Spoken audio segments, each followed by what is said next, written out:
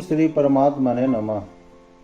महाभारत एक वास्तविकता है, लेकिन इससे भी अधिक यह एक दर्शन है। युद्ध समाप्त होने पर संजय उस स्थान पर आ गए जहां युद्ध हुआ था, यानी कुरुक्षेत्र के मैदानी इलाकों में। अचानक एक आवाज आई, तुम सच कभी नहीं जान पाओगे। संजय ने आवाज की दिशा में देखा तो वहां एक साधु को देखा। साधु ने नरम स्वर में उत्तर दिया, मैं जानता हूं कि आप यहाँ यह देखने आए हैं कि क्या वास्तव में कुरुक्षेत्र की लड़ाई हुई थी, लेकिन आप इस युद्ध के बारे में सच्चाई तब तक नहीं जान पाएंगे जब तक आप यह नहीं जान पाएंगे कि असली युद्ध कैसा था, कि दर्शन पांडव और कुछ नहीं बल्कि हमारी 5 इंद्रियां हैं, दृष्टि, ध्वनि, गंध, स्वाद और स्पर्श, अर्थात आंखें, कान, नाक, जीभ, त्वचा। और कौरव 100 विकार हैं जो हर दिन इन 5 पांडवों पर हमला करते हैं, लेकिन हम अपने 5 पांडवों को इस हमले से बचा सकते हैं जब हमारे रथ के सारथी इन 5 पांडवों के मित्र भगवान कृष्ण होंगे।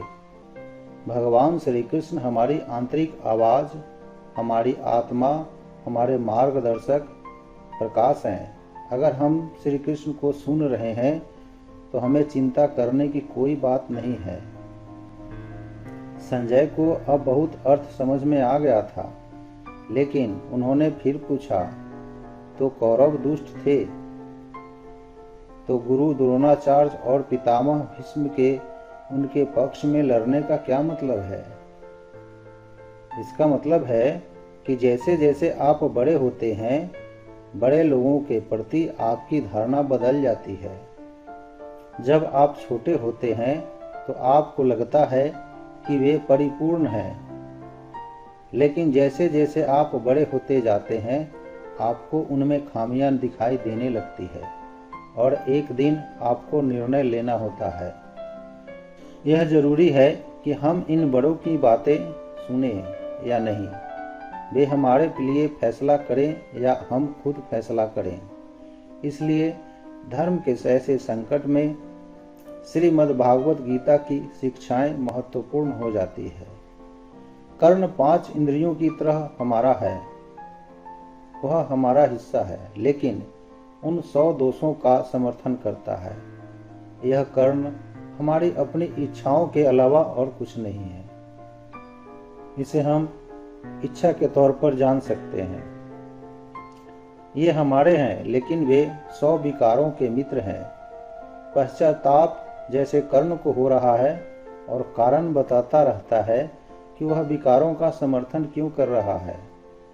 संजय की आंखों से आंसू आ रहे हैं। उन्होंने दुनिया के सबसे महान महाकाव्य महाभारत को सही मायने में समझा। वह कुछ ही दूरी पर कुरुक्षेत्र को देख खड़ा हो जाते हैं। वह साधु को प्रणाम करने के लिए वापस मुड़ते हैं और देखते हैं कि वहां कोई नहीं है। भिक्षु गायब हो जाता है, लेकिन एक गहन दर्शन को पीछे छोड़ देता है। जय श्री राधे कृष्ण मित्रों, जय श्री सीताराम।